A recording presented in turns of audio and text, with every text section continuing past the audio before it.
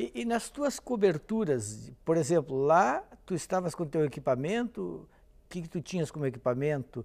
Por exemplo, que tipo de telefone tu tinhas e te tiraram todo esse equipamento quando tu ficaste preso? Sim, sim, sim. Na verdade, eu Imediatamente. trago, numa cobertura dessa é preciso estar leve, né, em termos de bagagem, assim.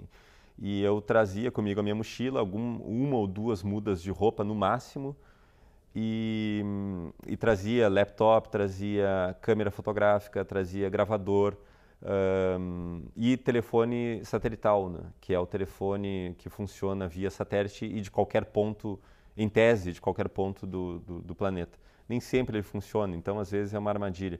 E o telefone satelital é um indício para as autoridades de que você pode estar, que você pode ser Espionando. um espião, por exemplo. Então, quando as autoridades pegaram esse telefone, eles disseram: por que você tem um telefone satelital? E aí começam algumas horas de explicação e tudo mais. Então é uma situação delicada. O equipamento que é necessário, ele também pode jogar contra a gente numa situação dessa, né? E agora, durante as tuas coberturas, tu usas Twitter, Facebook para ir mais rápido, para ir dando notícias? Essa coisa já entrou na realidade de quem está cobrindo? Começa a entrar. O único contratempo, digamos assim, é justamente o fato de que alguns desses países não têm o serviço de 3G, por exemplo, né, de conexão em alta velocidade.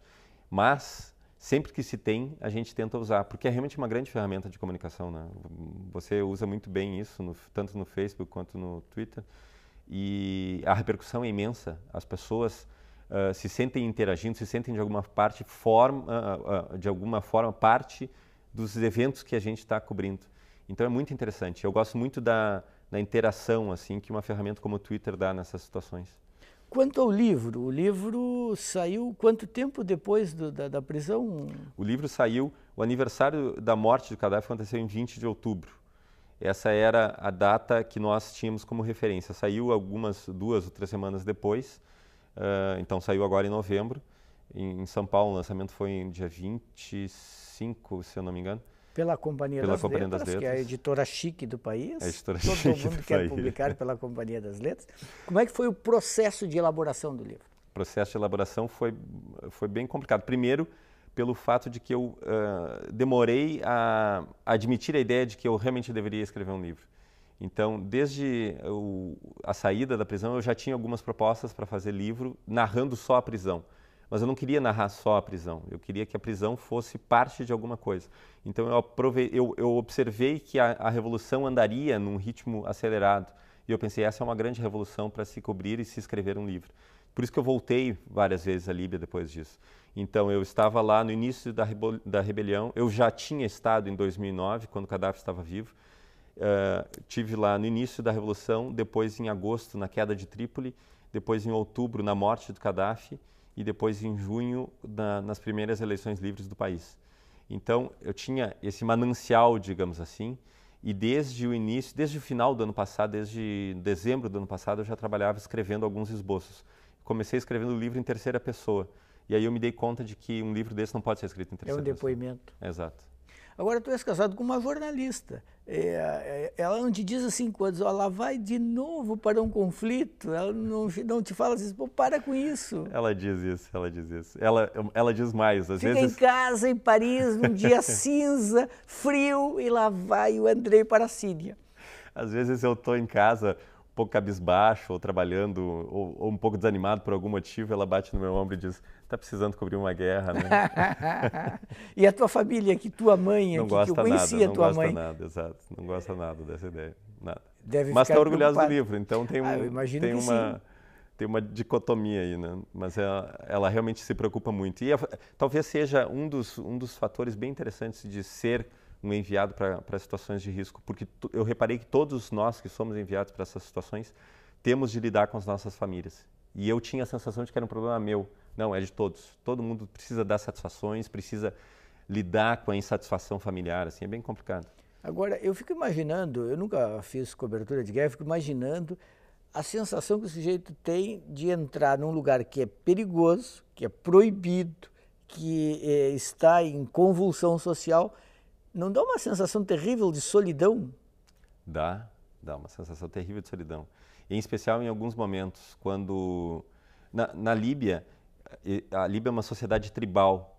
E nessas sociedades tribais, um dos códigos morais deles é a de proteção ao visitante. Então, quando você ganha a confiança dessa tribo, eles passam a assumir a responsabilidade pelo visitante. Só que, em determinados momentos, nós não estávamos com tribo alguma. E quando nós não estávamos com tribo alguma, era o cada um por si. E aí era realmente solitário e mais perigoso, porque aí nós estávamos sujeitos, por exemplo, a traições, a delações, etc., que foi o que aconteceu, que acabou nos levando para a prisão. Agora, o jornalismo também é um esporte de combate. A verdade é que é preciso batalhar, é preciso matar ou morrer, e é preciso colecionar troféus, cicatrizes, ferimentos e tudo mais para avançar na carreira. Tu colecionaste rapidamente uma boa coleção de medalhas e de cicatrizes. Isso te abriu um espaço já bastante consolidado no jornalismo brasileiro. Essas coisas abrem sim espaço. Na verdade, talvez uma das minhas lições de jornalismo, daquelas que eu aprendi, é que não se galga posições no jornalismo sem fazer nada diferente, digamos assim, sem que se saia do lugar comum. É preciso sair do lugar comum, é preciso se mexer, é preciso ser um polemista se se quer ser um articulista, como é o teu caso. É preciso ser combativo se se é mais militante. É preciso ser audacioso se se é um correspondente de guerra, não é o meu caso, mas, enfim, enviados de conflito. Então, é preciso ser diferente, porque senão se fica na grande massa, né? Agora, uma coisa também muito curiosa para ti, que é correspondente, que vive no exterior, eu quando fui correspondente da Zero Hora, eu sentia um pouco isso. Tu fazes um material que tem grande repercussão aqui no Brasil, principalmente porque tu trabalhas para um grande jornal, um dos jornais mais importantes do país, mas no teu dia a dia lá na França, as pessoas não estão lendo aquilo que tu está fazendo. Então, a repercussão real do contato com as pessoas tu só tens quando tu vens aqui. Exato. O feedback é próximo de zero, na verdade, no dia a dia.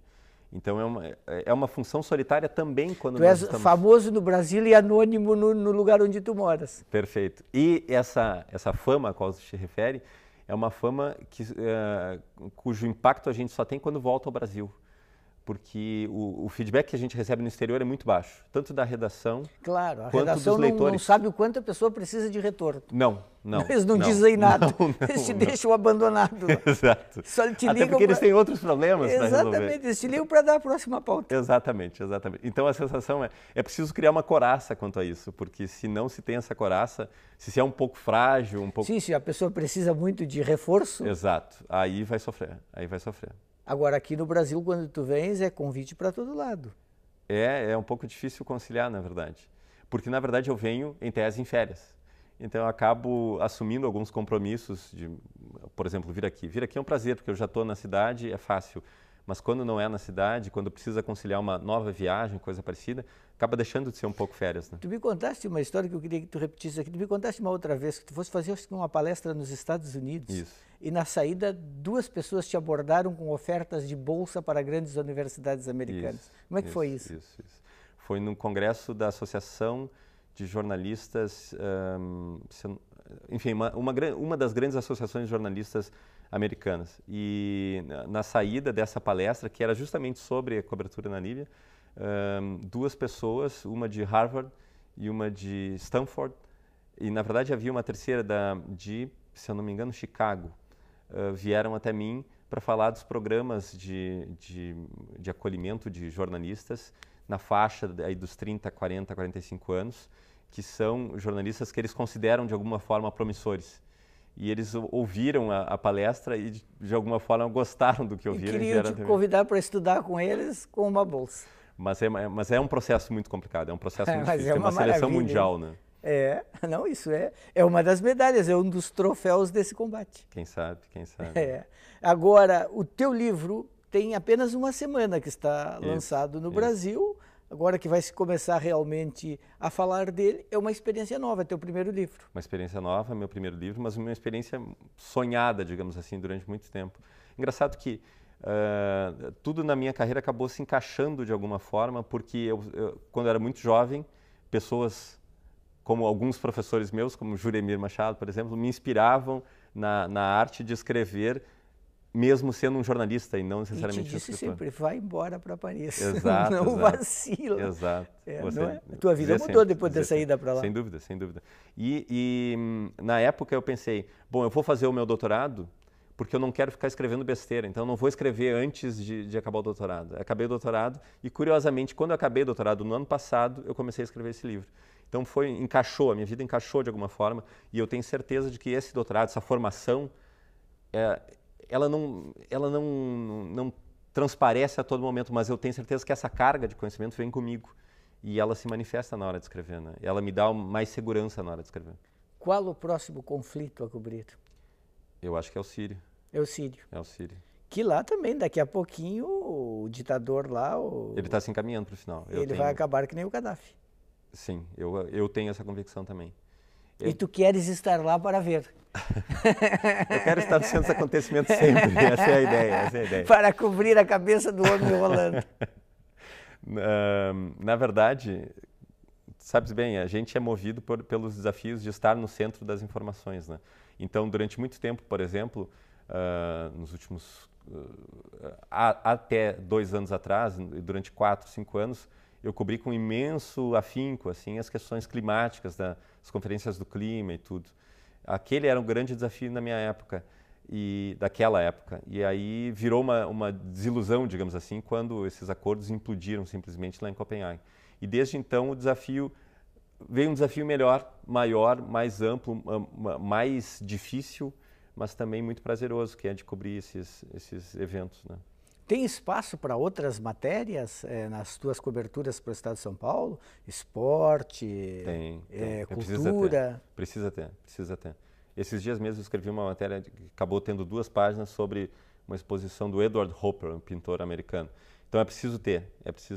Mas eu confesso que ao voltar de uma cobertura como essa, ao se defrontar com situações muito perigosas, de pessoas morrendo e tudo mais, isso nos dá a sensação de que as outras coisas se tornam um pouco mais banais, assim. Então é alguma coisa com a qual eu preciso lidar. É absurdo pensar que todo o resto seja banal. E eu sei que é um defeito meu, então eu tento lidar com isso, né? Não é banal, é importante. É importante falar de cultura, é importante falar de educação, é importante falar de entretenimento também. Para terminar, normalmente os jornais se interessam também pela cobertura, por como o Brasil está sendo visto lá fora. Sim. Nesse caso, como o Brasil tem sido visto na França em relação ao julgamento do Mensalão? O julgamento do Mensalão foi bastante mediatizado, digamos assim, na França. Me surpreendeu a forma como foi mediatizado, mas me surpreende também a forma como se desconectou o Mensalão da presidência Lula.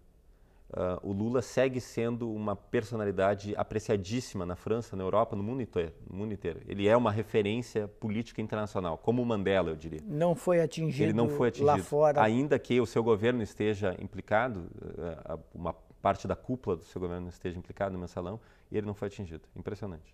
Andrei Neto, muito obrigado por vir aqui ao Livro Aberto. Boa sorte nas próximas coberturas. Manda brasa. O jornalista é isso aí, não desiste nunca. Quem tem gosto pela coisa vai fazer sempre. E parabéns pelo livro. Obrigado.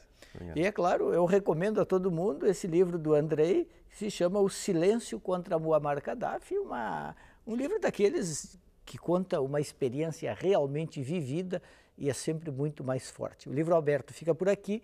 Nós voltamos na próxima semana. Até lá.